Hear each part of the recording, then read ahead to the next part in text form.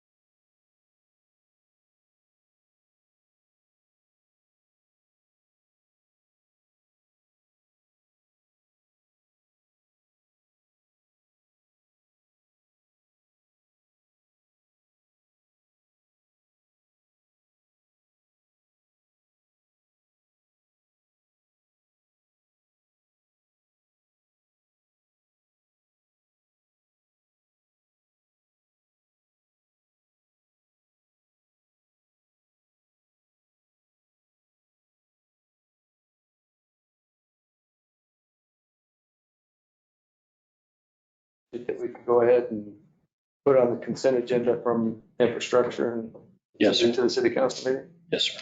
Okay, I would appreciate that. On the approved budget. Already been to finance, It's in the approved budget. Yes, ma'am. so it doesn't have to go to finance.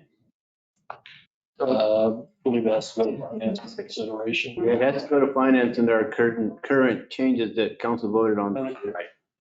Even though it's in budget for the PO. This is where it's- That's what I was trying to. Okay. I don't want to That was break your any question, rules. Will? Yes, sir. Will did a little house cleaning there, and that's good because, I believe you're exactly right. This was anything that's to be purchased. greater than 60,000. Okay.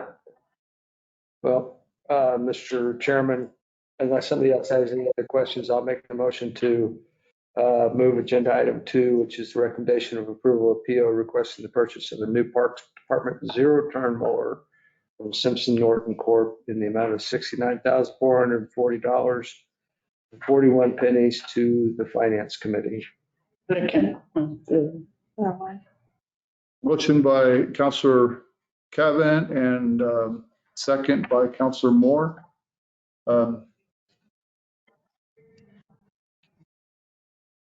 Anybody have any objections to it? Favor say aye. Not hearing any. All in favor, say aye. Aye. Aye. Aye. All opposed? Hearing none, this is going to the Finance Committee.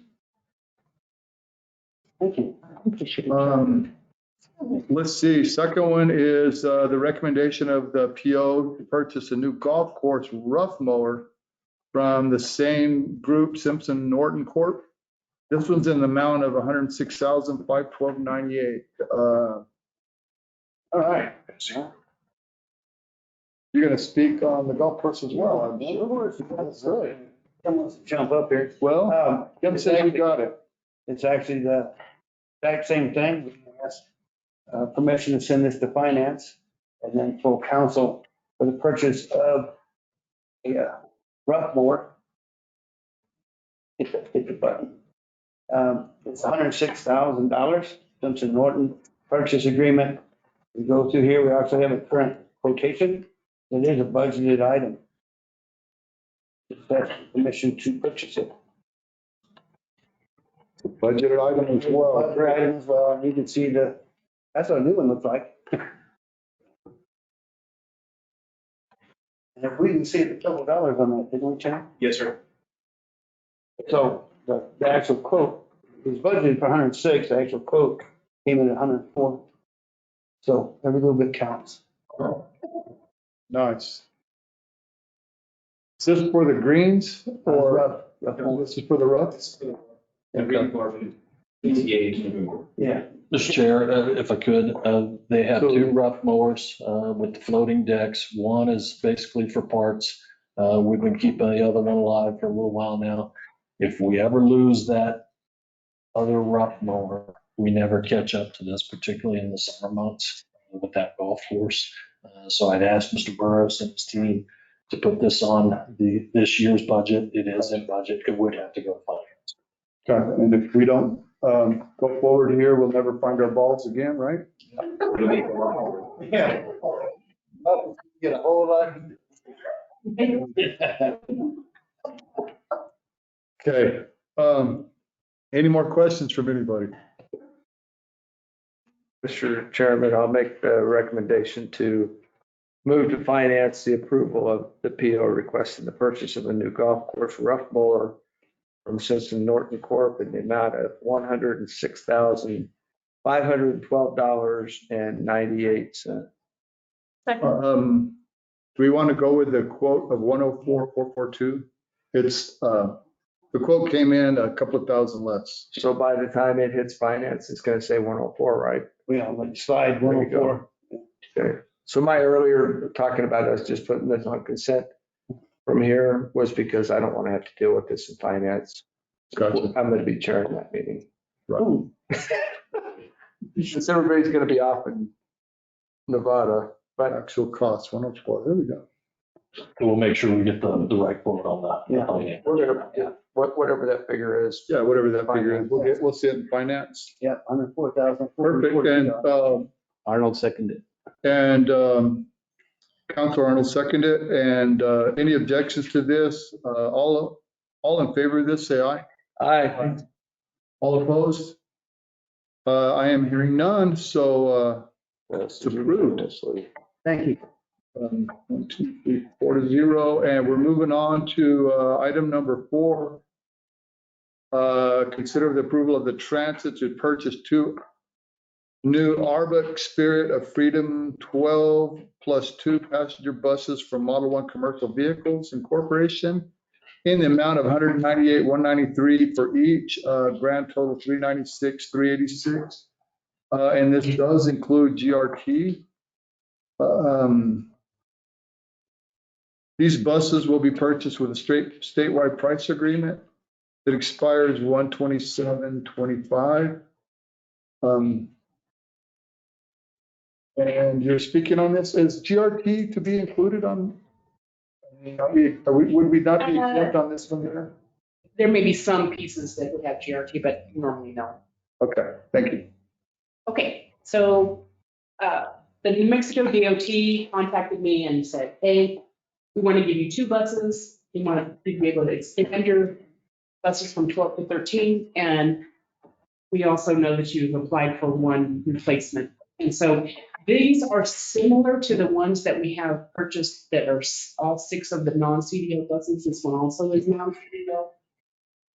I know that we got a CDL trainer, but it's kind of been slow to take off. And so we still have quite a few non-CDL drivers. Also on the side routes, we don't typically fill up as quickly as we do on Main Street. So these buses will be sufficient. The NMDOT has been collecting insurance money on our behalf for the last 5 or 6 years. And so they have enough of that insurance money to cover our cost of these buses. So they're going to pay all of it. So it's 100% reimbursed. It will require a budget amendment to increase revenues by $291,014.80 and expenses by $264,672. So I'm asking to move this to finance for approval. Anybody have any questions or concerns? So you say, Sure. go ahead. I'm sorry, please. Yes. Go ahead, you can go first. So to be sure, if this goes to finance, we would request the budget adjustment along with it. Yeah. Yeah. This is, I've got both pieces. And so Go ahead. 100% reimbursed means that it comes back by, in this budget cycle, it's reimbursed or reimbursed for next year's We hope budget cycle? if the buses come in this budget cycle, yes, it will be reimbursed in this budget cycle. But as If they don't show up, then what we would have to do is carry all of this expense and everything to the next year. thank you. What we won't do is, I'll make sure that it works out that we don't pay for it in this year and we get reimbursed in next year. And Councilor Moore, typically they drag their feet 6 days. That's what I was asking if it was. So it's difficult. So are these diesel or gas or Yes. gas? And they're not even class B, they're just normal buses, right? I mean, normal like vans. Yes, they're big like a bus, but they are hold enough passengers to be non-seating. Non-CDL, that's class B and everything. Now, what is special about these that we don't have on the other 6, when we got those 6 other buses, we got them all kind of at the same time. And so we didn't know that the ramp angle was going to be so steep on those buses. Those are on a Ford Transit chassis. And the ramp angle is steep enough that we are struggling to get the wheelchairs up that ramp. So these ones would come with liquid spring, which can lower. It's not a kneeling bus, but it will lower so that ramp is. It'll help that slope somewhat. And ADA Very compliance helpful. sometimes can get tricky, and the higher you up, the higher the vehicle is, Well, the trickier it gets. and wheelchairs are getting larger. And so it makes it even more difficult. You know, not all of our drivers are big people. They're just regular guys. So it's a struggle. Will, what's your pleasure? Do you have any other questions? No, thank you. What do you guys want to make a motion? I'll make a motion. Don't want to. Mr. Chair, I'd like to ask council or ask the community to consider approval for the Roswell Transit to purchase 2 new buses. The total of $390,386 be sent to finance for the finance committee.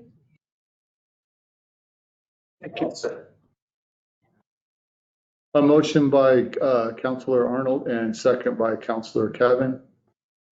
Do we have any objections? Or anybody from the audience? All in favor, say aye. Aye. All opposed? Hearing none, it's off to Finance Committee. Thank you. The next one is item number 5. This looks like Mr. Louis Nahar's West Country Club Reservoirs Repair Project. And it is an amount of $3,744,739.53, and that does include GRT. You have the floor. Mr. Co-Chairman and committee, we have before you the bid, which I'm glad blew my estimate out of the water. On this one, I'm very happy with it. But as you guys can see with the bids, the numbers are kind of wild. And that just kind of tells you how the market is. Viking Painting, we've worked with them before. They're the ones that painted the towers, the logo and everything else. We're familiar with them. Lone Mountain Contracting, they did the inclusive park first time. And we've dealt with them. We know they're usually on the high side. TMI, never worked with. I did contact our consultant, our designer, and that's the letter I gave you. I handed out now. And Linda, if you put the letter up there. For those of you in the audience, that's what was handed out. So PIC is very familiar with TMI. They worked with them in the past. I did reach out and talk to corporate office. And they have work down here. What they did, they looked at this for winter work. And for companies like them that do this kind of work, we think it's a big project. To them, it's not a big project. So I guess it depends which pond you're from. Right. So we're recommending that this go to committee. And I will say that you'll have one more PO coming in. And that'll be from Water Department, because we'll have the inspection from TIC, I think, in the neighborhood of 500,000 for the inspection. And we have to have that because my staff is not OSHA qualified to get on the scaffolds, get inside the tanks, look at the work, measure the work, do the wet depth checks of the coatings and that kind of stuff. So you have to have certification, certain OSHA standards and all that safety stuff. So that's all part of another PO, but I am happy to say all that stuff we thought was going to have to come on the top, on the city side, but all that should fall within our grant, our loan from Tubby. The inspection will fall within the. Yes, sir. Awesome. So everything should stay nice and tidy within the trust board loan of $8 million. And the other thing is, hopefully we won't, but if we do have some hiccups, we still have a little room to play. So overall, I'd say this is good news for the city of Roswell. Great. And the engineer's estimate was high. I get that. But in the world of doing engineer's estimates, and your subject matter expert is not in water tanks, I think you did a great job of it. And seeing one of the bids was 6.1 or in that neighborhood. But I think you did a good job, and it's always better to do an engineer's estimate on the high side to play it safe.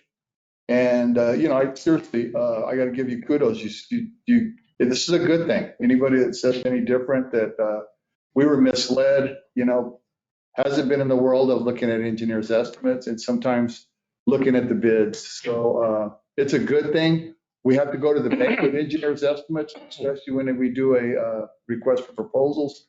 And hey, it is what it is. 3.7. I don't think there's any sour grapes with anybody. So and then 500,000, so we're looking at 4.2. I mean, that's not a bad deal. And Yeah, it's great. I think getting this done and for reasonable cost is music to my ears. So does anybody have any questions about this? Go ahead, Chad. Mr. Chair, so timeline on construction. Timeline on construction, probably the slow part's gonna be waiting for the utility part. So those tanks have been on there 50 years. So we have to put some line stops and some new valves on the plumbing on the outside and drain it. Drain it takes 48 hours. But it's gonna be like when you have a main break on a big line, you have to put the line stops. So we have true new valves on there. So the delivery of those valves will be probably the slowest part. Is delivery of the valves part of the scope? That's the first, yes. Okay. That's all part of the plumbing. Well, my concern is always change orders, particularly when you have a low bid in play, and particularly when the bids are kind of all over the map. And that's what I was saying. The only thing that we can have change orders on, it's not the coating itself, it's when we go on the inside And condition. and how much the concrete's corroded. The good thing about it is concrete and water, as long as you keep it underwater, it's relatively in good shape. The last pictures, put the robot on there, was in decent shape. So again, hopefully when we do drain it and it dries out, that there's not a whole lot. So conservatively speaking, you would anticipate A 15%. 9 months to a year to complete. Oh, yeah. So all of this remainder of the fiscal year. Yeah, this is, I've always anticipated, because the working days is 225 working days. So 225 working days will take us into 2 fiscal years.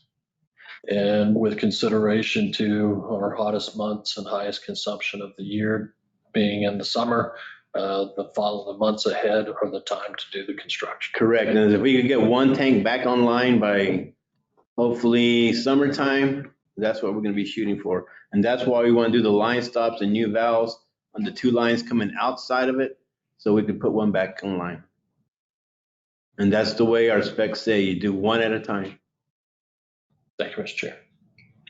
No problem. So the final inspection, is that going to be done with a camera, or does it have I mean, Okay, so are we with, going to be able to get in there and inspect it, or is it going to all still? Oh, be you're not. cameras? Because it sounds like they got to get in there, no, right? they gotta get in there, and I'll get in there, my inspectors will get in there, but we're not gonna be on harnesses, we're not gonna be on scaffolding, we're not gonna do that kind of stuff. That's gonna be for the certified people, but we'll walk in there, we'll do that. If you guys are curious, we can always probably get you in there. The thing is too, with reservoirs, just like we did with the water tower, there's always the 1-year anniversary. So in 1 year, after both of them are completed, you have your choice either to drain them completely or do a robotic inspection. But that's called the 1-year inspection. Yeah. Mr. Chair, if I may, warranty period on the repair? The warranty period is just 1 year, which is standard for construction. But what happens after it's been in service with reservoirs, there's the additional 1-year anniversary inspection, and anything that we find there is covered under the warranty. Is that? Yes, sir. Okay. So we could go on beyond a year as long as we found it before the year. Yeah, during our yearly inspection. And that yearly inspection might not happen right at the year. It just depends on what's happening with the contractors and what's happening with water maintenance and transmission.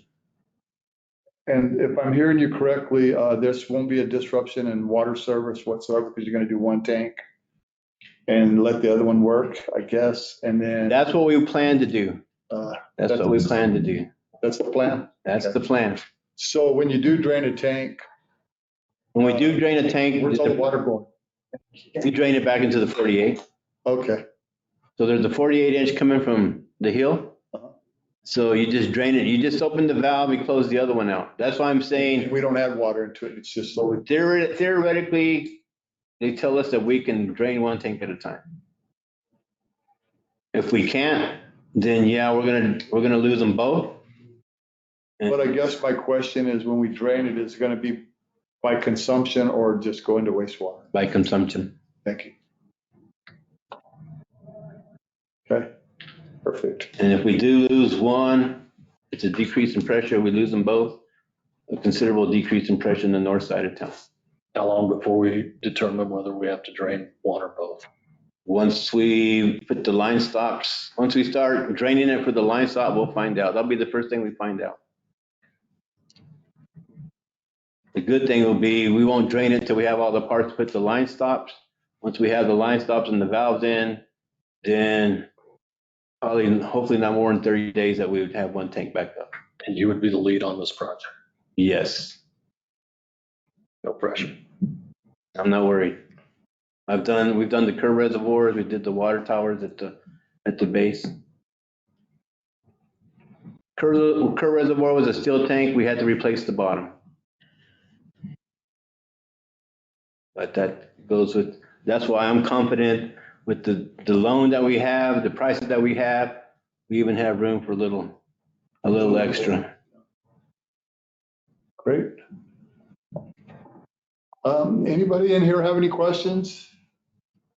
Questions I asked, Dad asked for me, so it's great that we've got competitive bidding on this deal and almost $3 million less, and he said possible change orders to up to 15%. And I hope you picked the right one to start with, Well, one that's in worse shape, if you can figure that one out. we're gonna do the north one first, that's already been picked out. There you go.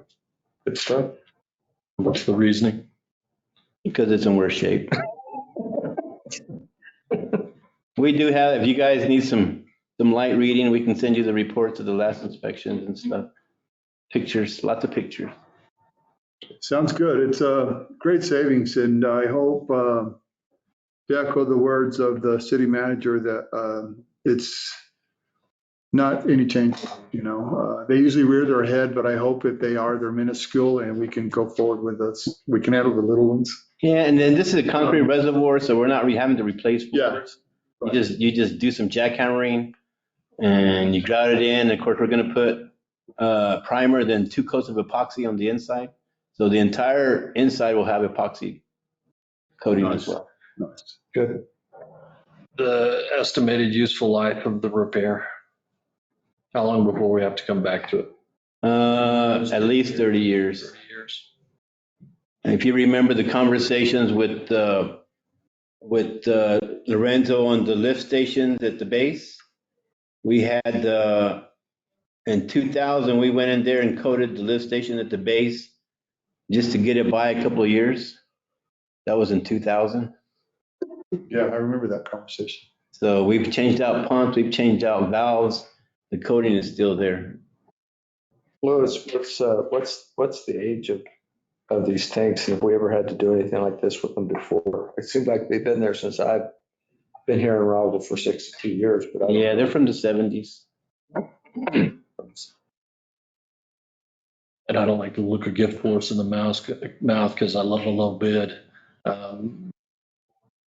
Why the vast difference in your opinion? Why the vast difference? 9 million. I did reach out and I have spoke to corporate. I spoke to Jackie Weger, and she's the one that actually did the estimate on this.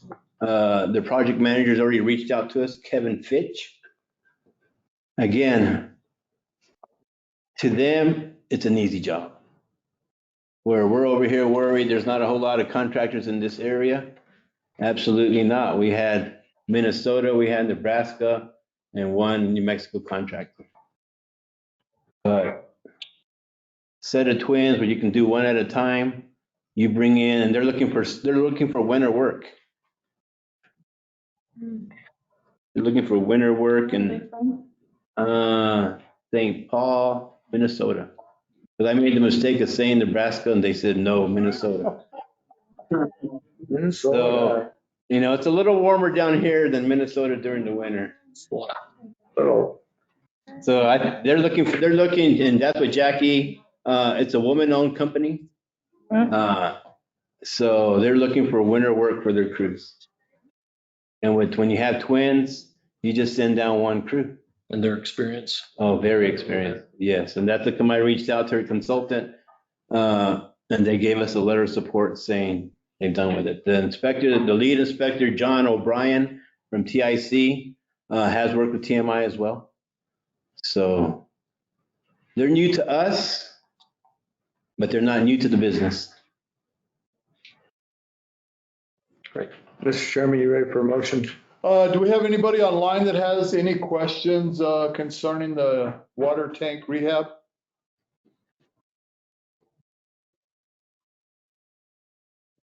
So with that being said, go ahead, Mr.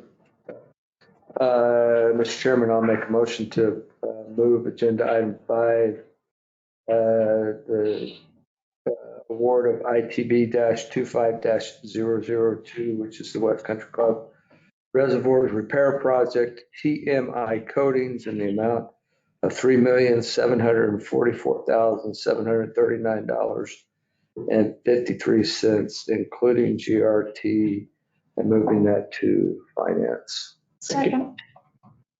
Second by, Well, we both said it, so you can choose. Flip a coin. second by Counselor Moore.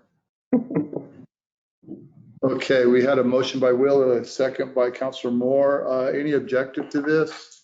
Anybody, all in favor, say aye. Aye. I do have a question I probably should have asked. Yes, What ma'am. about the 500? The The 500 for inspection? Yeah, do we need, should we have it included? No, Okay, Lorenzo has to bring that one to the table. okay. Do you have a question too? No, sir. That was it? Okay. Okay, that's it then.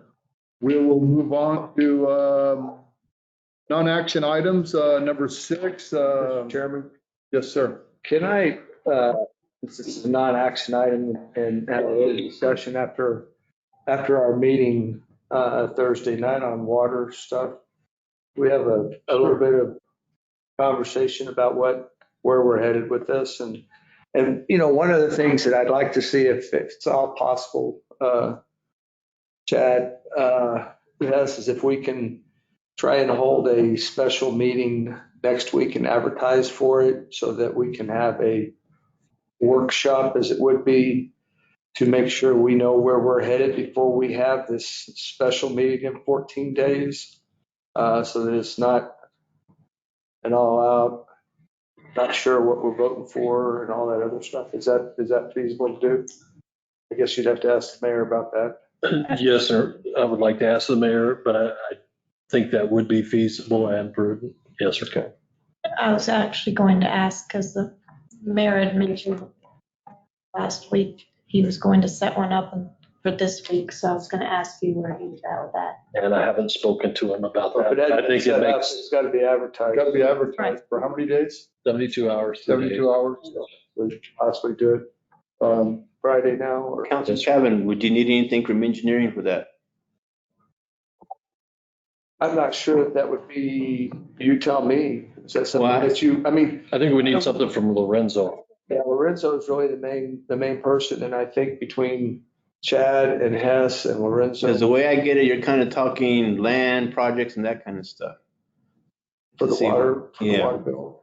I think we're talking about water rates. Yeah, we Rates. Solid waste. started at 9 and he wanted to talk about this real quick. Oh, okay. Yeah, I jumped and added Yeah. something to the And non-action. then we'll get back to that one. Okay. Yeah. Sorry. So, yeah, we're not looking at the land yet. We're just talking Okay, about okay. what we were dealing about with our meeting from last Thursday But if night. there's any value you can bring to the meeting, that would be great. Absolutely. Got to burn some daylight with us. Yeah. But I guess one of the things that we really need to have in that conversation is, you know, where we're at, and what are our options and what we can deal with as far as, I mean, right now, we can't stop billing as far as I can understand. But we've got billing that's going to go on, what's going to go out, and what is that rate going to look like? And how is this all going to play out? Because I know there's a lot of people out there that have really large water bills that they're having to pay. And as I've heard from some, that, you know, they're having to walk places, and they're having to go to the pawn shop, or they're selling stuff so that they can pay their water bill and keep their water bills on. So I don't know what that looks like from a legal perspective. I know that, I'm sure that our council has already spent time talking with the Attorney General and as far as the legal aspects on what some of those options are. And I'm not sure that any of the options that we have right now are really comfortable, that what we would like to do, but what we have to do legally is another story. So I'm going to assume, Hess, if you spent time talking with the Attorney General's office on this? I haven't spoken with the AG's office, but I did speak with the state auditor's office about this a little bit. And as far as the retroactive forgiveness is going to run into an anti-donation problem if it uses state or city funds.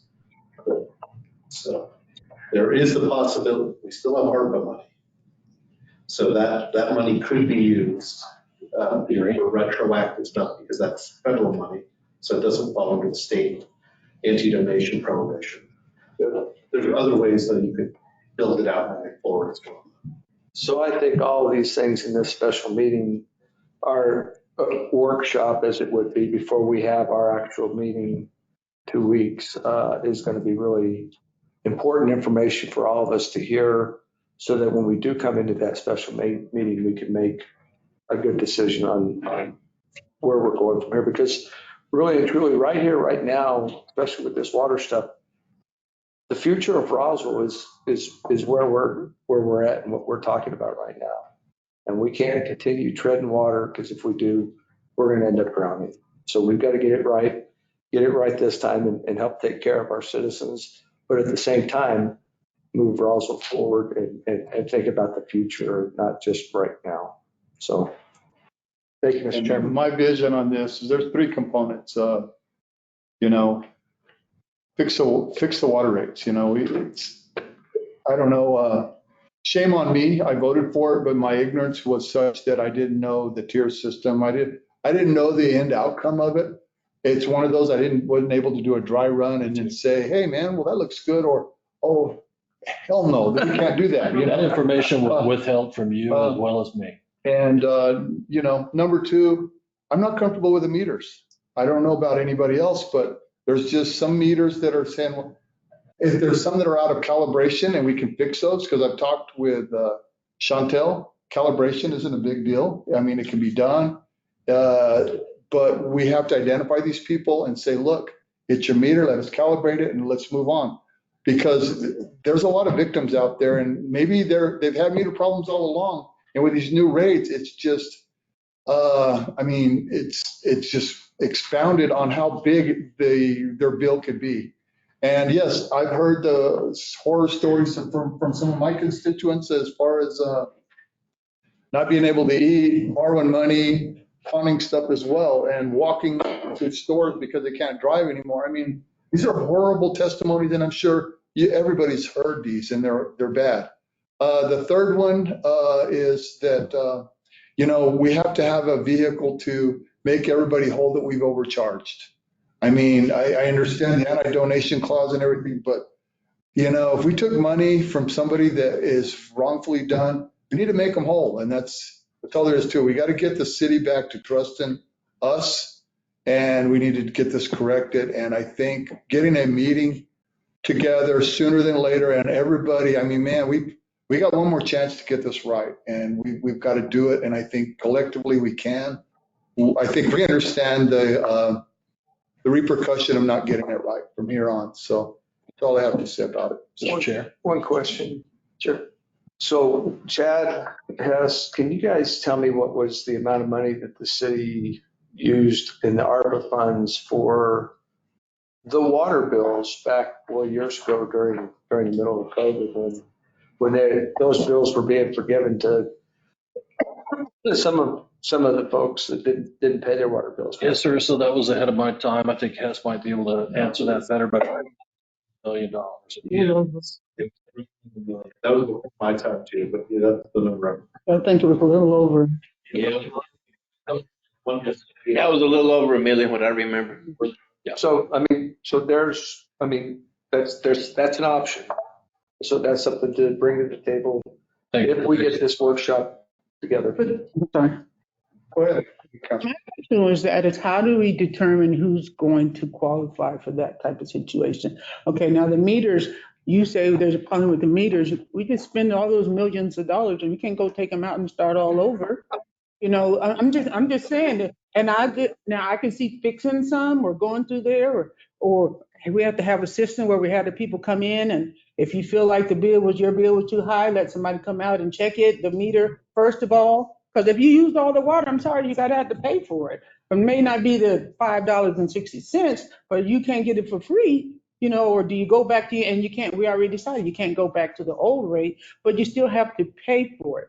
So I feel like there has to be some way for us to determine which people are the ones that it's a meter problem, which people are the one that is a billing problem, because you forgot billing. Remember, we said meter, we forgot billing. There's some billing issues in there Billing, also. yeah. And there's some meter issues in there also. So we're in a threefold problem trying to get this fixed. That was the So- three I just identified Mhm. right there. So we have to Spot determine on. which bill is, you know, which one is which problem are you having? Are you having that you're the meter problem? Or you having that the bill, like the lady was saying, she was getting billed every 2 weeks, hers is not a meter problem, hers is a billing problem. So how you separate it to see which ones you're gonna fix? And how you can fix it, you know? And that's a great explanation of all of our problems wrapped up perfect. And what the city, you know, the city manager, of course, will have to come up with a plan, you know, and we're going to have to look at where we're going to start. I mean, right now, we're running around putting out fires everywhere. Right. And it's chaos. The billing department it's chaos. And pro people are there. And people, It's more than that, Mr. Chair. yeah, and that's a nice word for it, you know? It's a manpower problem. So if I could, you know, part of this discussion at our workshop, I strongly believe certainly the attorney and the potential for rebates out of the ARPA funds is a strong suggestion. I would suggest that you look at the difference between the new rate and the old rate, and that's the amount on every customer. And that way you're not picking winners and losers, you're going with actual data. Absolutely. But I would also strongly recommend that our water billing supervisor be a part of these discussions. That is the missing component. We're relying on our potable water superintendent to drive this entire process, and his vested interests were to inflate his budget, buy all new equipment, raise employee wages to the highest level in the city.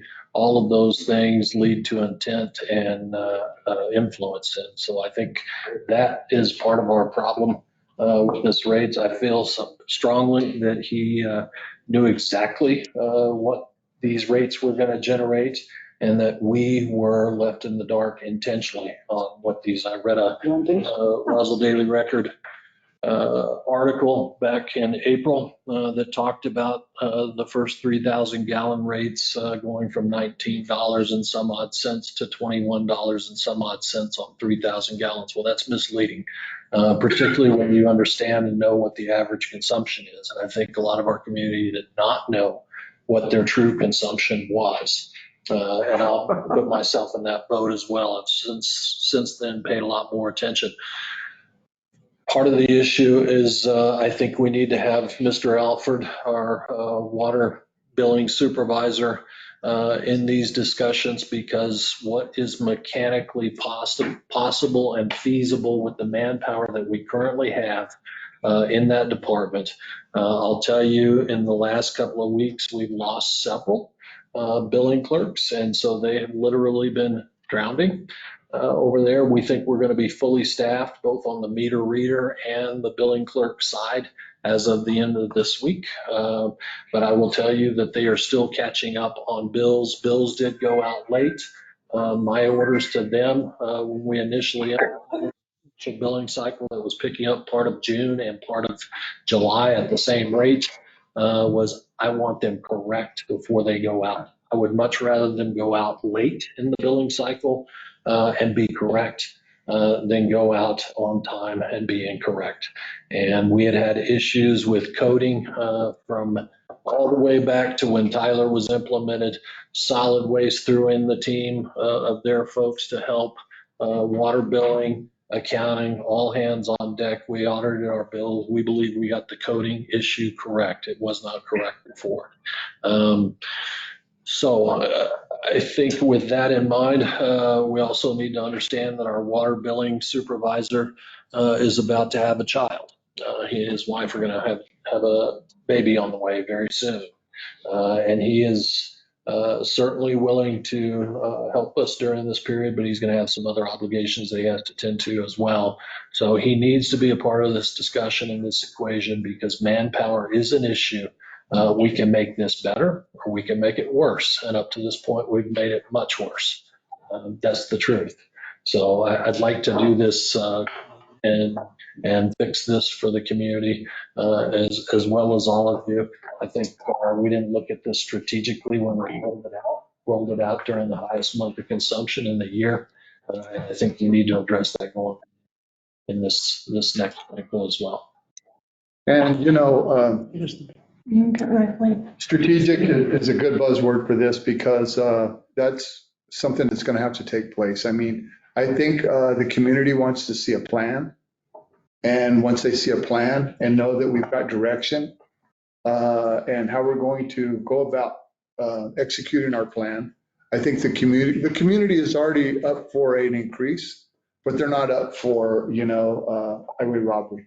100, 200, 300. Yeah, and it's crazy when I see two people living next to each other and there's a 200% difference in their water rates. And so to answer Councilor Moore's question, the meters are, they're ours. We own them. We're going to pay for them till 2037. Right. And I think 25 million is something to that effect is what we paid for them. And are there problems with them? Yes. Yeah. But I was assured by, I'm on a contingency water committee and, we talk about the meters often and the meters seem to be doing a good job except for the shut-off valve. Set valve. The set valve. And I believe that's the only one that filed bankruptcy, the shut-off valve. You're correct, Mr. Chair. So the company that creates or builds the set valve went bankrupt. So under our agreement, when we had a bad set valve that wouldn't open or close all the way, they would automatically replace that at no cost to us. Since they've gone Chapter 11, that is no longer an option on the table. I have spoken with IT and they are working on some alternative vendors. I'll tell you another thing with the smart meters.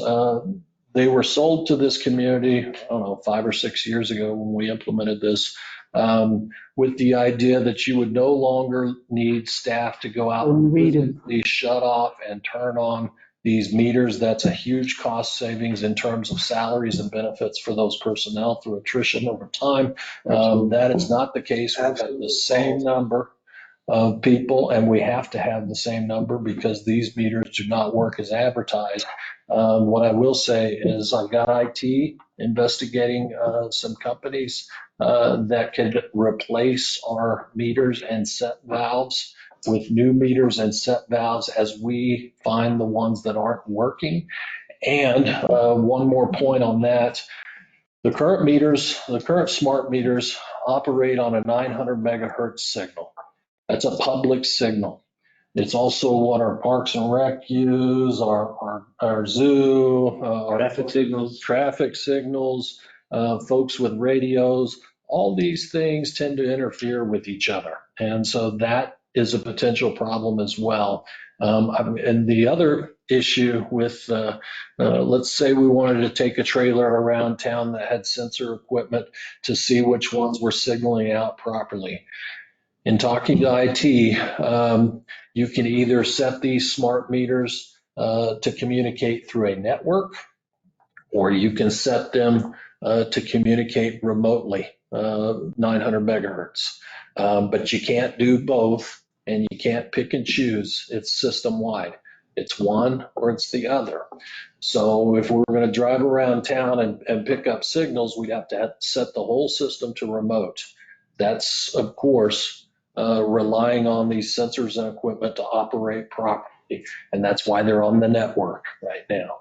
So in looking at these other companies that could potentially replace these set valves and meters as we replace, not trying to do the entire city all in one shot at 18, 20 million like we've experienced already. We need a company that has a private remote connection, meaning it's not 900 megahertz, it's not interfered with the other traffic, and we can access it remotely to check hotspots around town where it's communicating properly and where it's not. So IT is working on that piece for us with regard to a plan to replace critical infrastructure, pipes under the ground that we know need replacing. My understanding in talking to the various departments and folks is the city never had the money to do that, and so they never planned for that. There is no plan for that.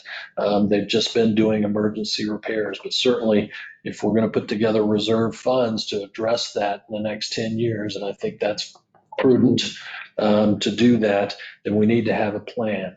So Lorenzo has some family health concerns right now, but as soon as he gets back, he and I are going to work on a grant application together through the Water Trust Board for a planning grant, a study of the critical infrastructure. So we have a plan of attack with the anticipation of some form of rate that could support a plan. So instead of spending money on putting this plan together on critical infrastructure, we were spending money on other stuff. Emergency repairs. And to Angela's point, people just need to come in and contest their bill and have them either, whether it's their meter, because usually the first thing someone is told is that, well, you must have a leak. So have them come in, contest it, and then let's figure out what the problem is. I apologize, Councilor Arnold. Councilor Arnold, go ahead. Thank you. I think that's actually quite naive because I think this mess is a lot bigger than you guys are even ready for. And it's not scare tactic. It's actually, I think this is very intense. I've been squawking since July 1. I brought it before you in the infrastructure. I put out an email to you guys to have a special council meeting on the weekend of Labor Day. And then we get a council meeting. And now what I see is it doesn't matter. It does not matter how we got here because this is 10 years of crap and we're here. So, and the one thing that makes me the maddest, because I'm boiling internally right now. One thing that makes me the maddest is I am so happy for the gentleman that has baby coming. And I'm very sorry that Lorenzo has some issue with his family. But I got constituents that can't pay their bills. I got constituents that are using credit cards, that are using, so I'm sorry, I get where we're at, but this is wrong. We know it's not right, and we know it's broken. We know our system is broken, and to continue to gouge these people is absolutely egregious. And it makes me irate that no one has been listening. You want to fix this. We need to sit our asses down and start having conversations clear back in July. So, I mean, I'll show up for every meeting that you have. I'm already doing research on that because you have intense billing issues that come from the conversion of Tyler, from the DOS system to the Tyler. I don't think those have been repaired. I'm still researching those. I've been told we have an Itron antenna that does not mesh with Tyler. Okay, yes, you also have the meters. You have so many variances, and we have how many customers? We have thousands. For us to figure out what is going on where, this is going to be a large feat.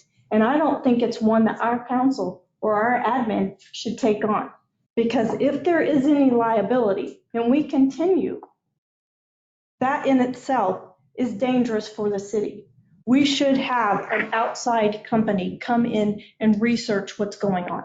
I think it would be foolish of us to continue because right now we're in a very, very touchy spot. And my goal has been to keep the city aware that we are vulnerable. we are vulnerable because our constituents have a legitimate case or complaint against us. And so for us to just finally be talking about this is actually quite sad. So, I mean, I begged and I've pleaded for you to please find a way to pause these current rates from hitting these people. We know they're not right, and it's going to take us a month or so to actually get out what we voted on last week. And then even after that fact, is that correct? Because at this point, our constituents, they'll never have faith in us. And we were the last ones. Even if we are the ones to fix it, it doesn't matter. We have the bag. And that's it. No one's going to trust our system. They're already putting out class action lawsuit conversations online. I have people contacting me about doing the math on our sheet, basically, and it not adding up. I'm just saying that this is a lot bigger than we've actually realized. And my personal opinion about my vote is I don't believe I was fed a whole lot. I think I was fed misinformation, but also I have some accountability. And I sat through all those meetings and I realized that we weren't educating people. I asked several times for it to be noted how much the average person uses, because most of us don't. And if they did, they would know that there's something wrong with their bill. Now they're coming to see it. But I made that decision. I picked that color of paint. I allowed it to get put on the walls. But the point is we're saying this paint color doesn't match. Let's change the color because it's bad. However, it still makes me responsible, and I'm still out here getting ready to change it. I'm actually exhausted because every single day is another day of emails and calls about water. And I'm exhausted because I've been actually trying to get the city to pay attention to it for a good minute. And that's where I'm exhausted, because I don't know what to tell people, but I will tell you that I will not let my name actually go down for inaction. No. But yes, I'll support, again, the possibility for another meeting, because we haven't even talked about it. We haven't ever really talked about much of anything.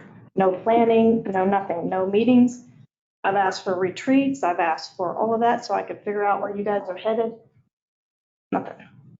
So at this point, I don't have faith in anything that you're presenting to me. So you can put a bill out, and I'm going to be telling my constituents I don't trust it. So that is how I feel. Thank you for hearing me. I appreciate it. Thank you, Council Lady Arnott. And, doing nothing at this point is not an option, and we will go forward with doing something.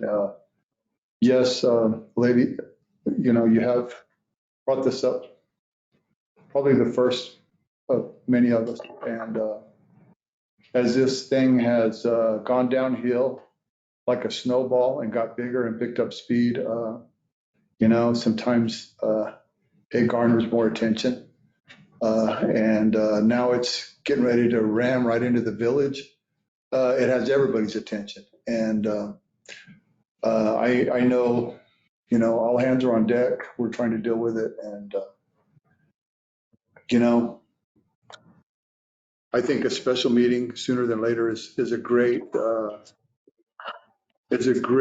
idea. And thank you, Wilford. Let's get it going. So who decides who will call that meeting? The mayor. So he will decide, not the meeting, a workshop, we can go call it a meeting. We're The 20th is going to be the meeting, but by then we should have met once or twice and have something concrete that we could at least have to feel comfortable with, at least. What is the date set for the special meeting? It was the 30th, yes, the 30th. Is that going to be in the afternoon? Yes, sir. Wait, there was a special meeting set? For 6 o'clock. 6 o'clock on the 30th. September. Who said that? That is the end of the hearing period. They said that in the. Yeah, and speed being time is of the essence. 20 days. End of the 14-day period. 14 days that we had. As soon as we can change anything, goes to 14. Yes. Okay. We like to meet at least once or twice prior to that. Yes, ma'am. And that would it have all the sanitation and all those people? The wastewater would want somebody from each of those Yes, places I think it's be available, that we water guy. Oh, solid but waste, it's- sewer, water, and I think water billing needs to be. We have to do it earlier if we're gonna have, what's his name there, because you said something a Deucin on the 26th or something, so we'll have to have it prior to that. I think the sooner the better for that meeting, that way if we need some more information or, and you, sorry, Ms. Christina, you said get somebody outside to do, what do you mean, like get somebody outside? I don't, what do you mean? I Like, think who we would it need, be? I mean, we need, I'm sure there's Like lawyers or water people or? audit system for our water department. I have a feeling that there's a whole bunch of those companies that can come in and actually ascertain. There's a testing site right outside of town that could test our meters. There's so many avenues, but like I said, I actually am. How long would that take and what would the cost of that look like? Well, you'd have to get a. We need our. I don't think it should be a problem. We have to fix it. I'm asking. I'm telling you, what we're fixing to have to pay out might be a lot less, but. I'm asking a legitimate question. But right now, yeah, why would I know? I'm asking you that because you You thought you looked into it. No, You talked about researching it. I'm just trying to see no. if you The have numbers. something like that. Do you have any idea what something like that would look like? How long it would take? Anytime you could get a consultant, they charge you by the hour, and it's probably, I think an engineering firm would probably be your best your best step going. A normal engineer is 150, something like that, it's probably $300 an hour. Yeah, but A no, study like that, how long does that take? To gather all the data and study, probably 60 to 90 days. Well, it's taken almost 2 years for the special audit to be done. And so, I mean, the time is of the essence, as you said. So, I mean, if we're gonna do something like that, then, I mean, that should be part of the conversation during the. it should be an workshop. option and it should be talked about at the meeting, so. Right. Any other questions concerning the water? Anybody online?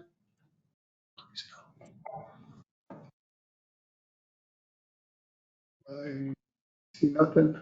So let's go on to item number 6 and let's talk about the farmland. In item 6, the rental's not here, so nothing's changed that I'm aware of. Okay, yeah, and I believe he's looking at a grant to possibly get the land through the grant. So let's go to item number 7, discuss Safe Streets for All implementation and the grant, the timeline and the process. Mr. Vice Chairman, committee members, if you remember back in May, when we brought up possible 2024 Safe Streets for All application, the direction from council was to wait for the 2025 cycle so that we could get information from the state matching grant. So the state has put that information out. So I wanted to bring that to you guys for discussion before we look at the 2025 application cycle. So in your packet, on page 34, the top half of that page is kind of some basic information about the Safe Streets for All program. The bottom half of that page is what I've put together as far as what a timeline of our potential application process would look like. So to go through that, the first step would be we would apply to the state of New Mexico for the matching funds. So for that application, they would want some sort of formal commitment that we intend to pursue the Safe Streets for All program. That would be our first step. Then the state, according to what I've researched, the state would give us a contingent award letter within 20 business days of receipt of our application. Once we have that, then we would apply for the Federal Highways Safe Streets for All implementation grant. Per their website, the 2025 cycle has to be released before March 30th, 2025. The previous cycle, the application deadline was May 16th, 2024. So sometime spring, early summer 2025 would be when that grant application period is open. The award announcement would likely be fall of 2025. For this cycle, the awards were announced September 5th, 2024. So again, we wouldn't know anything about our federal application until fall 2025, probably. Once we get that notification, then we would notify New Mexico DFA of either our award or denial of our grant application.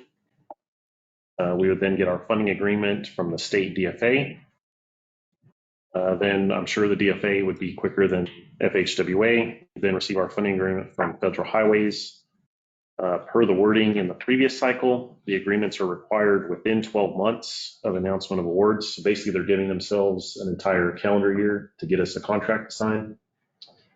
So potentially, we wouldn't sign a funding agreement with the Federal Highway Administration until fall of 2026. Per the matching fund guidelines from the state, our matching funds would then be dispersed to us. So the state program is not a reimbursement program, it's a disbursement program. And then again, from the 2024 Federal Highways Notice of Funding, the period of performance for our project completion can be up to 5 years. So we would have from potentially 2027, we would have 5 years to complete construction of the projects. Also in your packets is the FAQs from the state DFA on the matching grant, as well as the recommendations as far as projects from our steering committee. And with that, I'll answer any questions.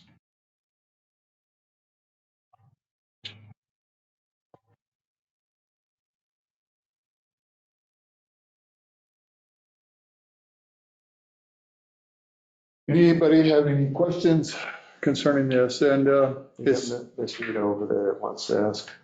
sir? Nobody have any questions then, huh? Mr. Rita. Go ahead, Ms. Rita. Thank you, Mr.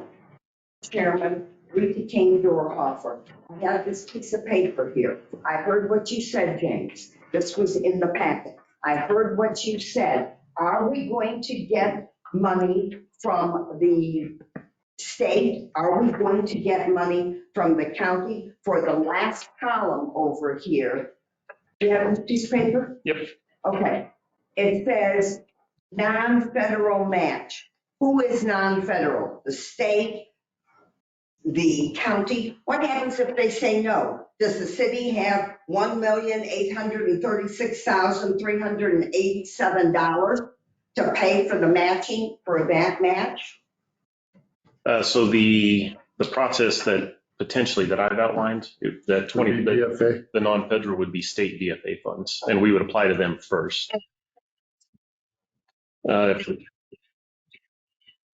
Submit the grant. So we get, if we don't have the money to pay for the non-matching funds, what do we do? Hopefully we'll get it. But if we don't, we have to look on the other side. Yeah, so the process.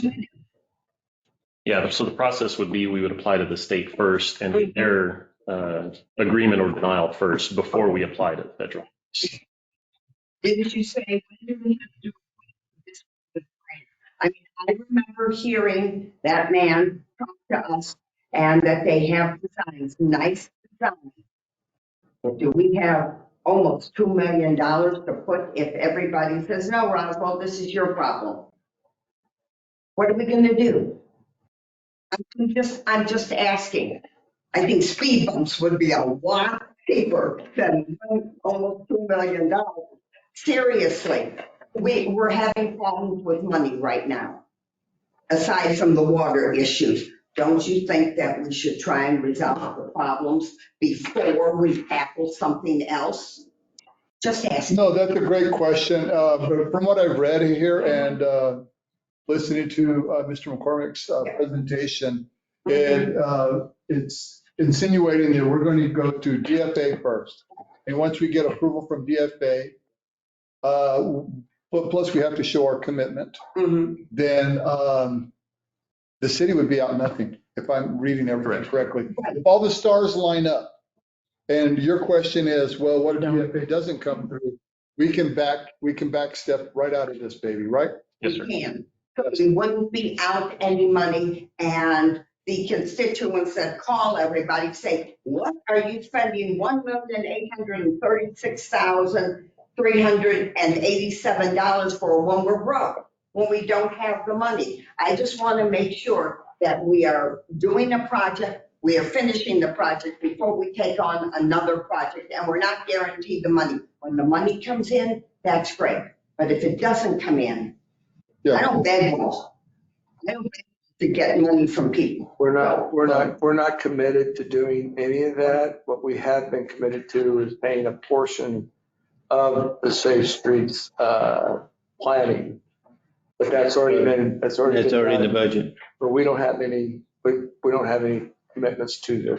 I just want to make sure. Rita, one other thing, that 1.8 would be if we picked all 4 of those projects. So you've only picked one project, then it reduces that amount to whatever that match is for the appropriate. Well, we won't be picking them, the council will be picking. Just saying, when people are upset about the water bill, how are they gonna look at this? And, sometimes they don't hear the information. I think it's very good. I read it and wrote down here, but I come to these meetings. These people don't. Read the newspaper. These people don't. I don't go to the city council meeting because you can't hear half the time. And so therefore, they don't know what is going on. All they do is see, boom, the city is paying almost $2 million. Hopefully DFA, do we have friends in the DFA? Do we have friends in the state that's going to give us this? I'm just saying that we have to make sure, and as Councilor Calvin said, we can back out of this. I avoid that one intersection because I know how horrible it is. So I avoid that intersection, but people don't. And I thought maybe speed bumps. I go down 19th and there's speed bumps all over 19th. So but I'm going below the speed limit. It won't be so bumpy then. Thank you very much. What speed bump during 19th? Is this just the bad On the strips. On the strip. That's traffic calming.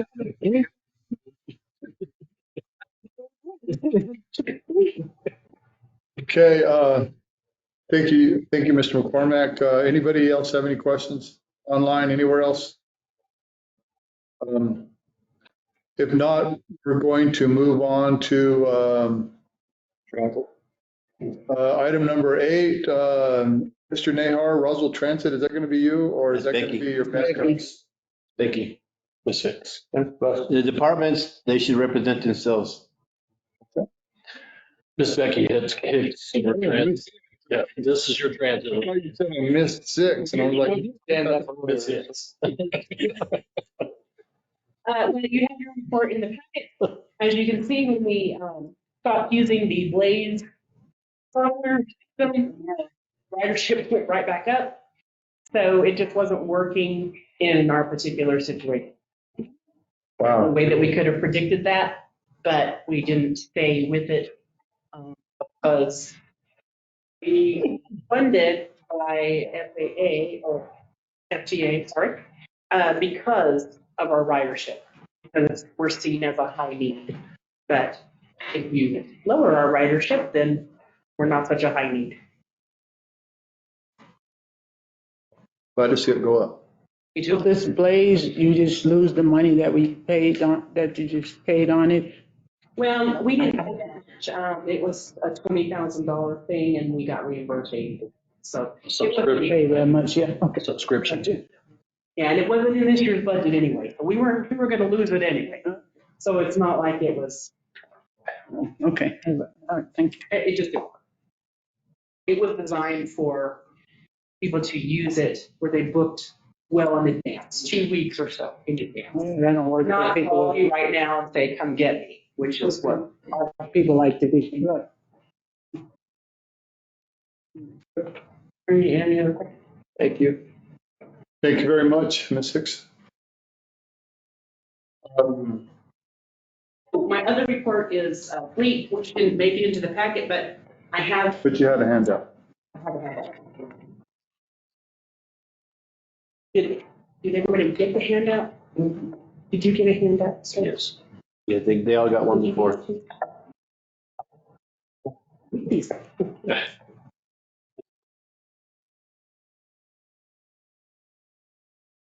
Department Road Facility Maintenance. Nathan, to your right. We have this year's low pressure watershed. We haven't quite got it plumbed in yet. We still need to do the spray foam installation to get it all hooked up. Hopefully we'll get done fall this year. Landfill also has a tough shed. We need to do some things too, so we have, I believe that one go down in the pit this winter, so people don't have to travel so much. We've got insulating, some electrical and some heat stuff to do in that one.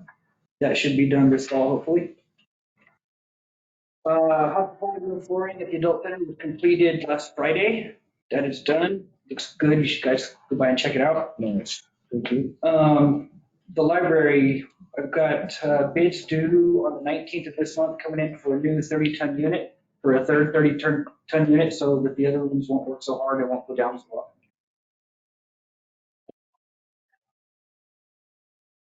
We did the roof at the golf course, have enough material left over to cover the well house at the zoo, so we'll be doing that here in the next month or so, I believe.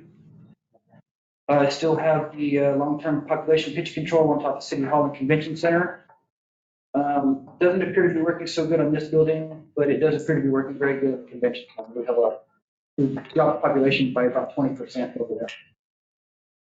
And then still working and developing on roofs of preventative maintenance package for the city. Any questions? I heard the pigeons flew south for the winter, that Not you all. really. Come over to my office. Mr. Chair, if I may. Yeah. So one of the things the city was missing was a preventative maintenance program of any sort.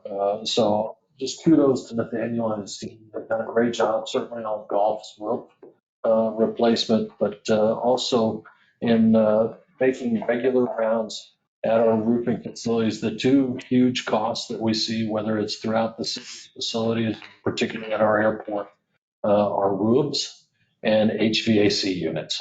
As you know, new HVAC units were put on both the library and PD over a year ago under the previous facility management director. Nathaniel has inherited these issues. He's done an outstanding job putting in place a preventative maintenance program for both HVAC and roofing or roofs throughout our facilities. We're going to look to mimic something like that at our airport facilities as well, as we know the roofs and the wind out there are necessitate that. But just kudos on him and his folks. They do everything from basic maintenance, flooring repairs, preventative maintenance to the custodial and janitorial that we see here at City Hall. And he's done a great job. So maintenance is basically, replacing units, putting in floor. Preventative maintenance is doing what it takes to keep the upkeep, changing filters, belts, all of the ins and outs and keeping things function up, in a good manner. And preventative maintenance is a program that is paramount to any facility, whether it's, the buildings, whether it's a golf course, anything. Preventative maintenance is a component. I mean, your vehicle. If you don't change your oil, you just keep kicking the can. You don't change your. Preventative maintenance is a key to everything, and having a program Saves you money. It's going to save the city money, and plus the efficiency is going to be there, and that's what we need. So I'll give you a perfect example. Daniel just talked about the pigeons and all of his efforts to reduce the number of pigeons, and it's working better than it had been here at City Hall. So thank you for that. But one perfect example is we've got a lot of flat roof systems, TPO systems on our facilities. One of them, think about the convention center. About this time last year when we had the heavy rain come in, those gutters had not been cleared, pigeon debris and other debris. Those were clogging up the gutters. And what we got up there was a lake on top of our building. The lake rose enough that it started going into the vents and drain pipes into the kitchen. I believe the kitchen cost us about $60,000 to repair after that. So that's a great example of not doing Maintenance. preventative maintenance. Yes. Great example, and the cost that's associated with it. So a good example. Mr. Burris, go ahead. To his point, today at the office, I mean, I haven't been in before, came through and he changed all the filters in the building and we've been putting in splitter units instead of bigger ones of independents. We only heat or cool where we're at, which is different than changing a regular filter. And so, you know, he went around and we opened those units up and he went and cleaned those. So, thank you. Appreciate that. And, we know all we do is call, you know, preventive maintenance and little things. Oh, that's great. We work together on, fixing some of these items. So, you know, And those mini splits work pretty good? Yes, sir. Yeah. Good. I heard a lot of great things about them. So. Yeah.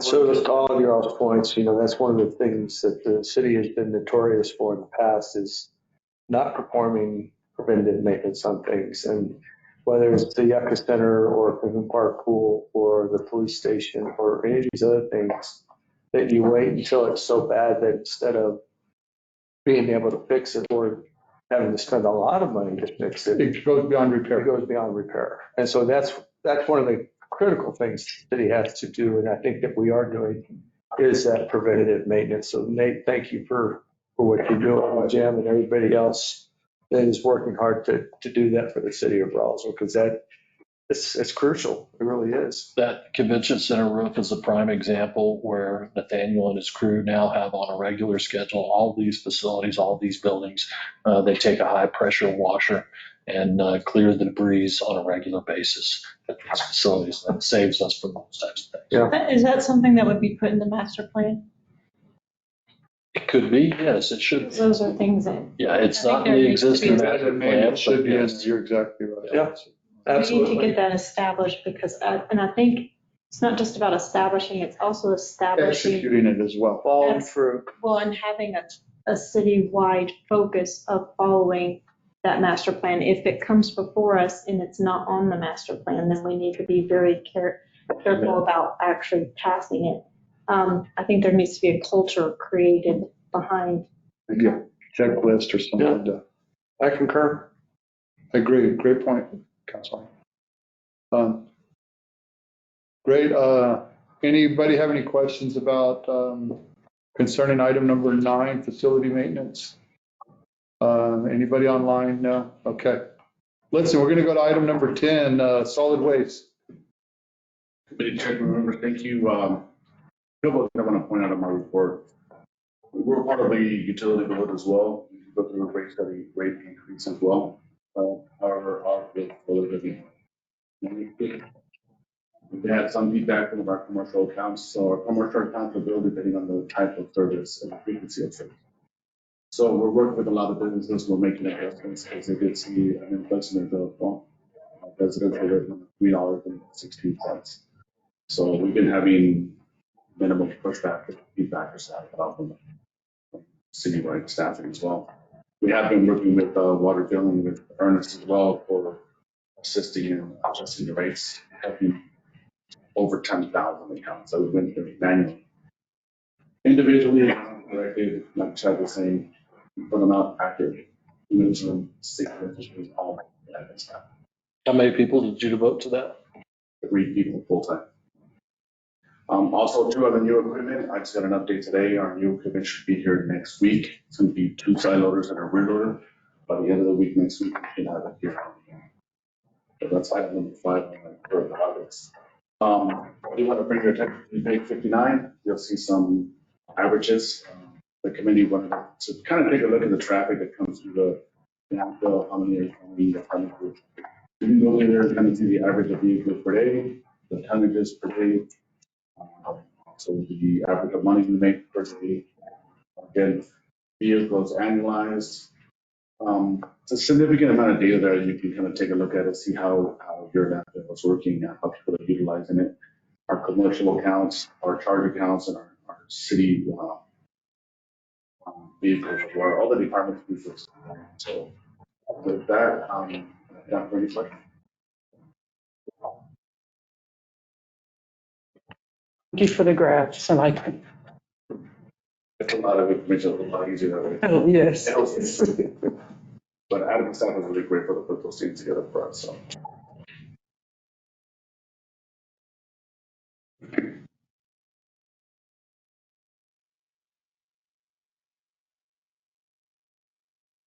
No questions, anybody online? If not, we're gonna move to item number 11, cemetery. I don't see anybody here. Jim's right here. Yeah, that's the burial guy. It's trying to blend in. Well, that's kind of status quo with cemetery. You see the numbers, revenues. If you want to speak up about, all the branches, the trees, there's a lot of headstones out there we can't replace. It's kind of a constant thing you wouldn't think about. The bucket trucks out there most of the time. And then secondly, you see where they placed the 6-inch gate valve on the irrigation. Pipes will be bigger out there. We're going to put in a new well with some more pipe. But even these guys who are working pretty much 24/7 don't know. They drive by and check all the time, make sure the gates are closed. And one of the things is make sure none of these valves stick open and you make a section of the cemetery muddy. And when we have the residents of the very sinking. So kudos to them for staying on top of all kinds of sites, the normal work that they do. So it's not just supporting the citizens with the burial, it's also maintaining the property. They're doing pretty good. Stand for question.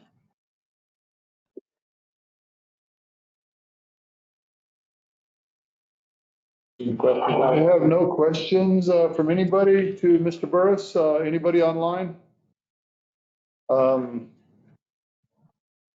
Seeing none.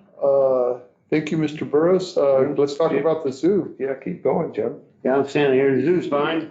We're doing the maintenance on the animals and the grounds. Main thing is we want a baseline on all our animals. So the vet's been walking around checking. We're doing some inoculations, make sure our animals are safe. And we're also making project lists now for the next 6 months. That's you guys work for me. But, we're trying to look at the next 6 months. So things are stable at the zoo. Parks out there fixing a couple of things. We're still interviewing for zookeepers. If you know someone that actually wants to work with animals, that you have to scoop and feed, not necessarily, go pet something that's going to eat you. So it's kind of hard work. So we're looking for anybody that might want a job. On page 66, are those pigs' hooves or? No, that's the llama. Oh, that's the llama. Yeah, So are they that's the before and the after photo? Yeah. You see how much they cut all that back? See the center? Yeah. See how it's flat now? So we have concrete around where they eat. Makes the concrete's rough, kind of sands them down a little bit. Right. But eventually you just have to get in there and pick them up and file them down. Okay. Of course, horses aren't bad, but to try to trim the hooves on a pig, it's kind of a thing. They're a lot stronger than they look. Pretty noisy too, huh? Yeah, the noise, you can hear them for blocks away. It's so good, somebody murdered. How come we don't have any wild horses at the zoo? Wild Plenty of them up in Ruidoso. Oh, we don't like wild. You want them all tamed, baby. You want them all tamed? Yeah.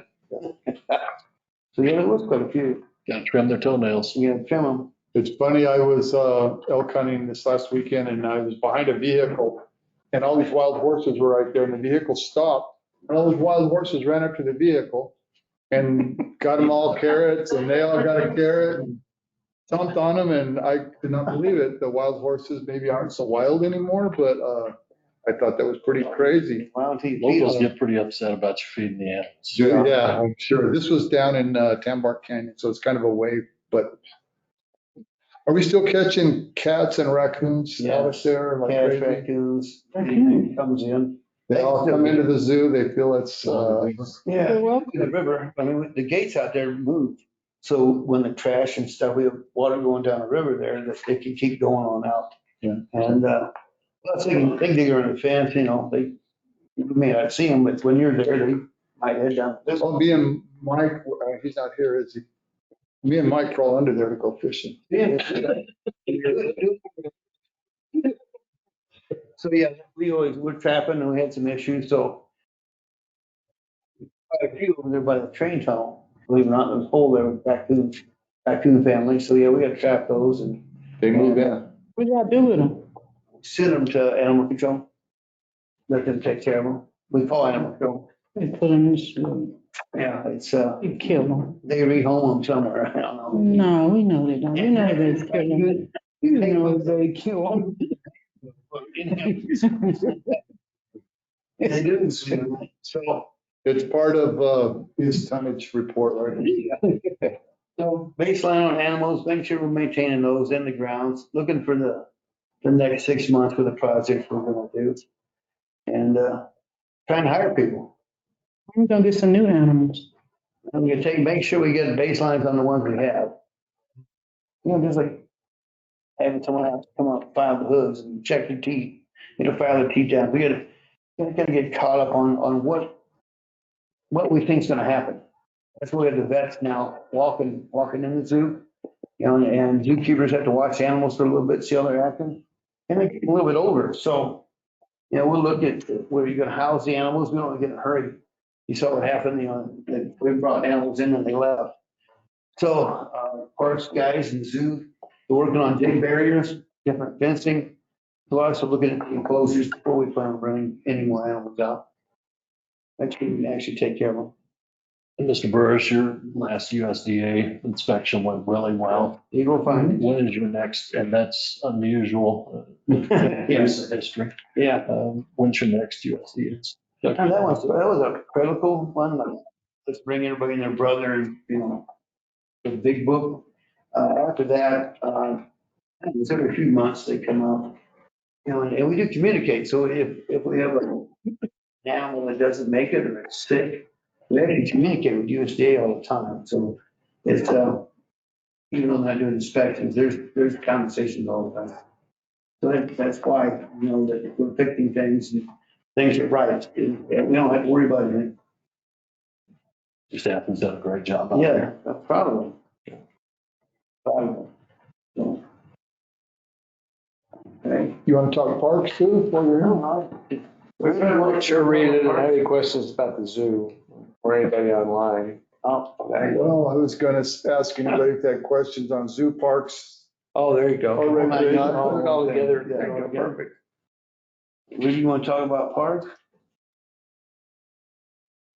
Parks, getting ready for the football league to come up pretty soon. So we'll be painting that styles for the fields, the football fields, getting that running. Have a little issue with electrical there. Excel, I guess they pulled the meters, but we got that figured out. Regular mowing, weeding, everywhere. It's starting to slow down a little bit with the cooler weather. So we're doing good on that. Also, we're going to continue to work on the train at the zoo. Got some ideas of how we can keep that going. Oh, and planning on putting on a lot more picnic tables, barbecue grills and throughout the parks. How many tables and grills? Give like 26 tables, I think. Yeah, we ended up with a total of 30 more that we were going to install, so we can get to that. We're going to start getting them on, trying to average different colors to adding red and blue to all the tables, picnic tape and trash cans. And then family grills and single grills out in all the parks. And they're being used. And trees. Oh my God. Trees. Couldn't believe it. And we plan So, to some more trees out of the. Rudy, cleaning up of the riverbed, what did that consist of? That was quite a bit. And all that. So we went through from Atkinson all the way back to that river fence at the back of it. And just, it took the tractors and meters and. You get a system from Flight Control on that, don't you? Well, You should have been able to get like that.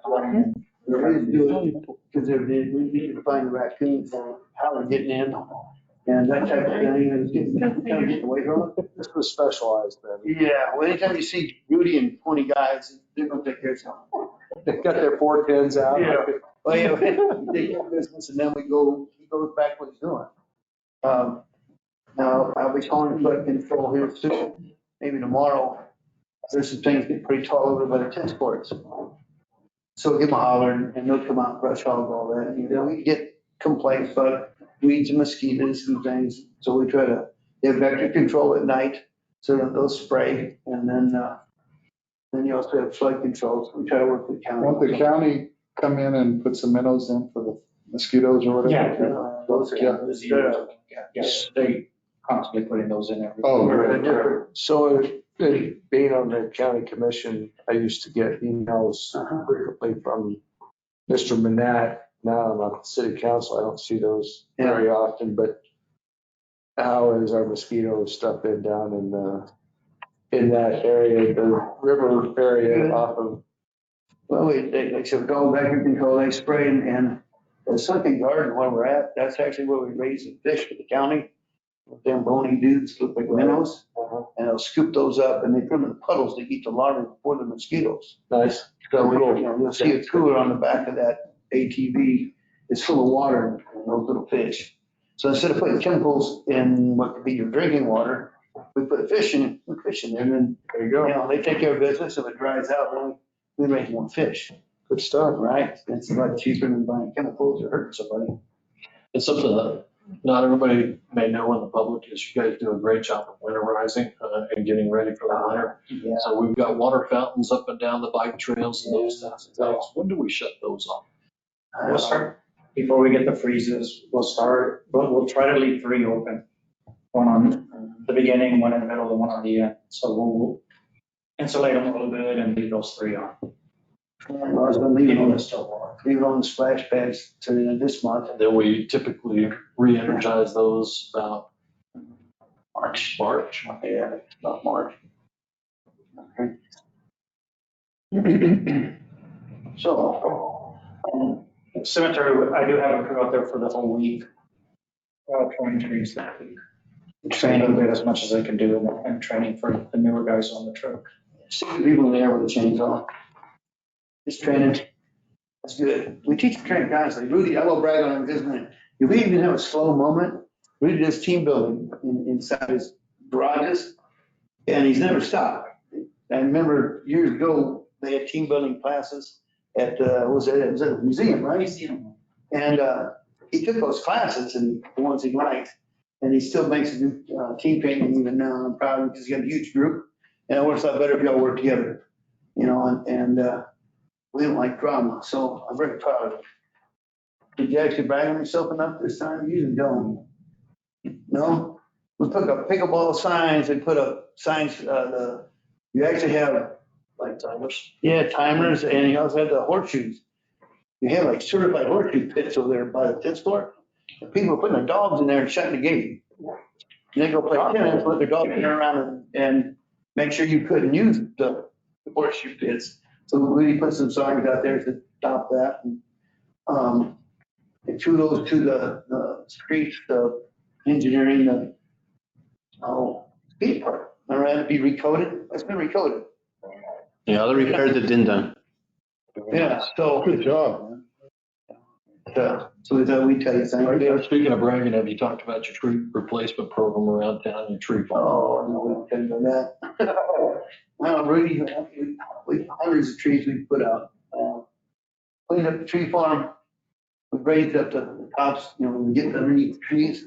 We've identified what they are. So when the leaves fall off, we know what kind of trees to plant. And it's constant. Each crew they're responsible for their own property, on fruits, and they'll pick out all the trees and start planting it. That's part of the next few months. We'll start planting trees. You've already seen it off different places, a whole row. When we're cutting down dead trees, we try to plant 2 to 3.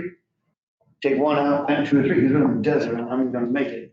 We take them out of the tree farm, and some of they're kind of tangled in the roots. We clean them off. We don't typically cut the root of the tree, but we get them cleaned up so they actually have them tapped root. Tree City, USA. Yeah, we're Tree City, 35, 36 years. Yeah. Don, give Rudy plenty of training material later on down the road. Yeah. Keep cutting it. So, and that's what we plan on doing this winter. Absolutely. Trees. We got about a couple hundred still left in the tree farm. That we want to get out. And then we'll actually put more in the tree farm and, try to look a little faster.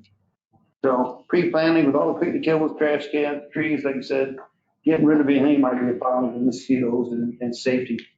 And that's why we raise all the trees up. You notice on the trails, on the ground, you can see underneath the trees, so no one's gonna jump out and take your wallet. That's these guys at 6 a.m. doing that. They're thinking about the public. So, They're also the guys you see up and down Main Street early in the morning, cleaning everything up, making everything shine. Right. Making our Main Street look beautiful. Oh, and it does. I mean, it is ragged material. It looks great. This is our It's 18. funny, you don't notice it until they're scratched.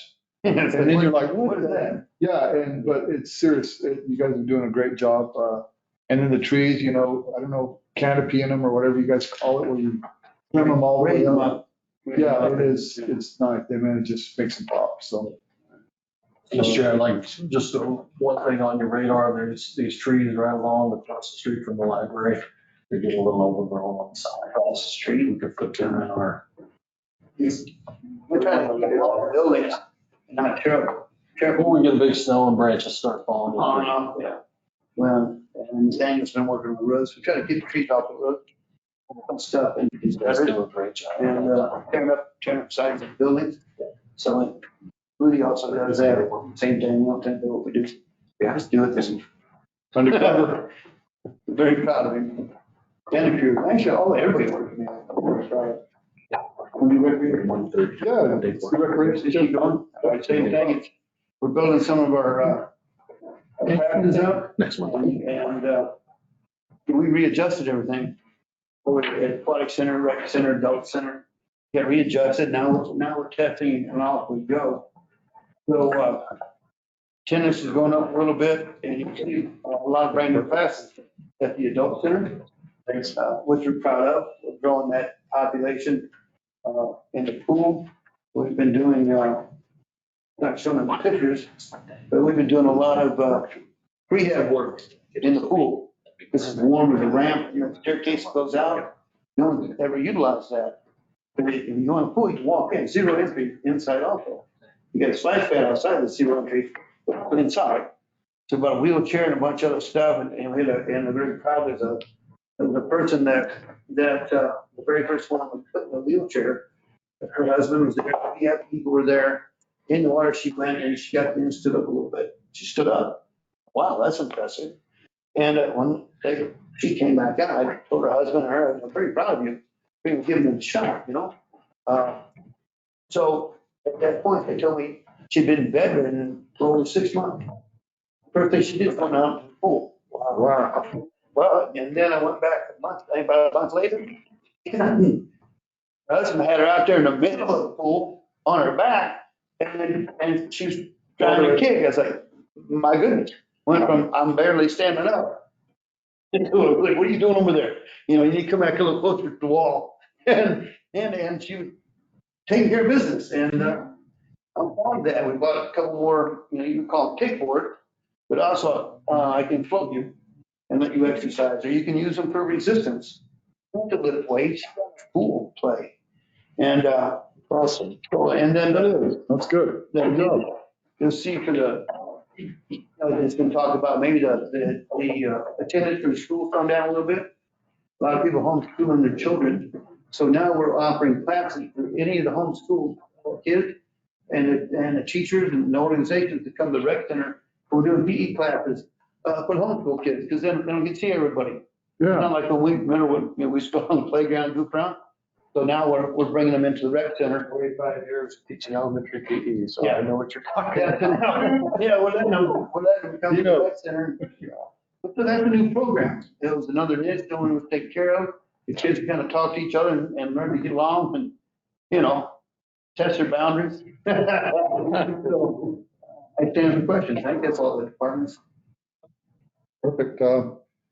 When's your next park and park mission? Wednesday night, I think. It's Wednesday, 5:30? Yes, Wednesday, 5:30. Yeah. Jim, other thing that's kind of been rolling around in my squirrel cage up here, we're fixing to, I hope sometime within the next couple of years that we'll actually get some of this subdivision stuff going over there with the Oaks project and stuff. And one of the things that those guys, and we've talked about this in here before, but one of the things that they really need to do when they do that is have green space. Yeah. My recommendation is that just like whether you're in Fort Worth or Dallas or wherever, you build these subdivisions and you end up with an HOA. Yeah, But very often, more often than not, those HOAs end up going down. So then who ends up taking over those green spaces? right, it's a city. The city does. But I think it's going to be imperative when they do that that's going to be part of their plan in that development. And so that's something that we'll have to look at how we prepare, man. It's the future. The future is what I'm all about right now. And So so we reached out to some of those contractors that's up there, and we just asked them to come to us and talk about what kind of equipment they put in, if age specific, right, water, grass, thing, they go put in the infrastructure and everything.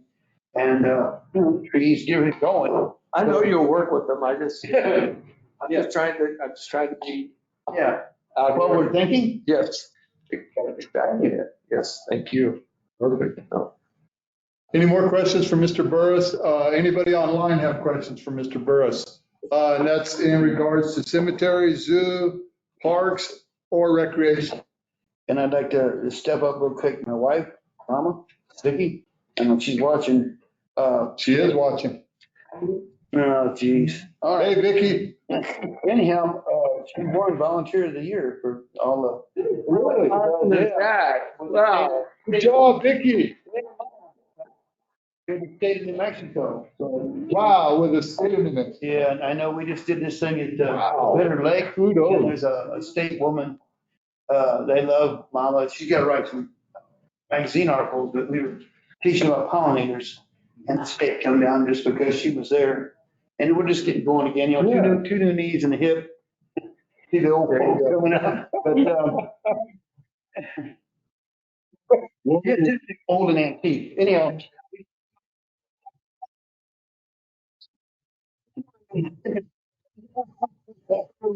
That's why she sits by the door for that reason. But anyhow, I thought since I was standing here, I'd give Mama kudos. We spent a lot of time and No, volunteers are, they're the lifeline, I swear. People don't realize, oh my gosh. Volunteers are great. And we just couldn't roll without volunteers in all aspects of everything we do. It's great. So thank you for volunteers. Great job, Vicky. Keep it up. We're proud of you. Rita, we know you get out too and volunteer. Kudos to you too. Thank you for picking up the ball on the Chili Cheese Fest. I mean, you Yeah, guys. absolutely.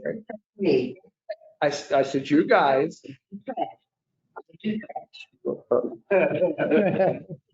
Just don't. We're gonna leave that one alone. I'm so hard, trying not to say nothing. This is Vicky. I hate being recognized. I don't do it for recognition. But thank you all so much. You're welcome.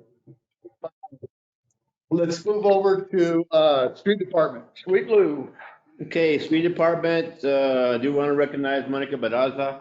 She's our admin doing the minutes and everything today, doing some cross training. So make sure that we always have everything covered at any time. Monica, good job. Thank you. You gotta say a speech. Again, guys, thanks. Appreciate y'all. Appreciate y'all. Street department, they're doing their normal stuff. Before the next meeting, we'll have the state fair, so the guys lay out all the barricades for the state fair parade. And by the time the next meeting comes around for infrastructure, we have already started with our hot recycle and microsurfacing. That starts October 1st. So, yeah, Is there an ambient temperature for the 40. 40? Okay. Yeah, we should be okay. And then, of course, all the PO that you all approved on Thursday, Monica's already got them all out. Gosh. And she approves POs. She processed them and they're all been approved through the system, so we're rocking and rolling. On the special electronics side, I don't know if you guys know Cliff Beans, our special electronics supervisor. He's a young man like me. We finally got two more. So hopefully we'll have some succession people. So when he decides to hang it up in the next couple of years. Okay. So he had been on call for 8 months straight. I don't know what I'll do without you youthful guys. I know. We better be ready to back them up because we got them all over the house. Okay, so for engineering, so you have all seen the Hobb Street work. That's going very well. Can I have a question about Hobbs? Yes, sir. And I just winged it, Okay. but they said, when are we gonna start paving it? And I said, At the end. sidewalks are probably gonna go in first. Paving may not be till spring, No, we'll get it done by Christmas. like Christmas. Yeah. It's perfect. So what's probably gonna happen, y'all approved the mill and fill project. You remember that? Yes, yes. Including Washington. Mhm. I'm suspecting that we're gonna finish the concrete and we're gonna start the mill and fill, and then constructors is doing the same job. Is just gonna come in and knock everything out. Nice. Weather permitting. Great, that's great. No, we should have plenty. We got good weather ahead, so. And then the other thing is we have you've been by the inclusive park.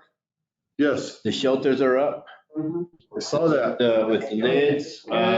Good. Alton's moving in tomorrow for the sodding and the trees. And then the only thing we'll be waiting for will be some awning on the west side of the shelters for more shade. And Wednesday, we have a pre-con for phase 2 of the water line inside the air center. Good stuff. So we're rocking and rolling. Good job, good job, good job. Stand for any questions.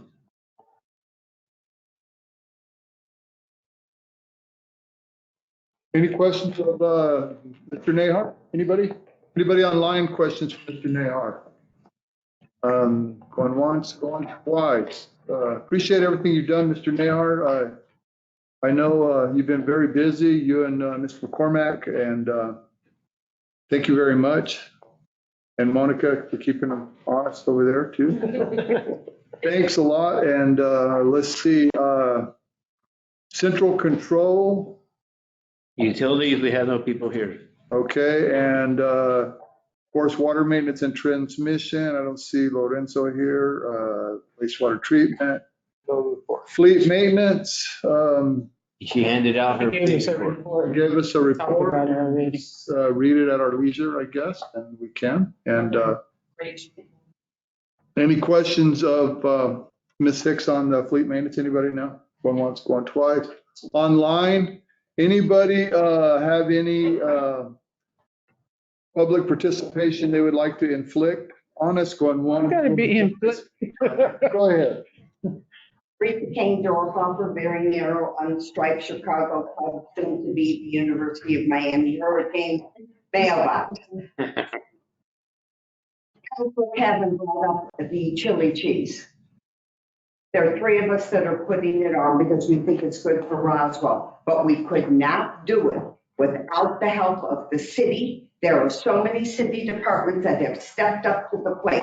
The county has stepped up to the plate. The merchants on Main Street have stepped up, and we're going to see what we can do about making it a very good festival. I will be there at 6:45 in the morning for the farmers market, and it goes to 9 o'clock at night, and the visitor center, well, basically the toilet will be open from 8 to 8. We've got that done. So it's all the city, it's the city of Roswell, the county of Chavis that has stepped up and put this on as a annual event. And we thank all of you now. So please come on out. Teamwork. Thank It you. is the 28th of September. Awesome. Thank you. Everyone working together. Awesome. Any more public participation? Any more comment? Anything? If not, this meeting's adjourned. Thank you. Good job, Mr. Chair. Thank you. We can do it with a little help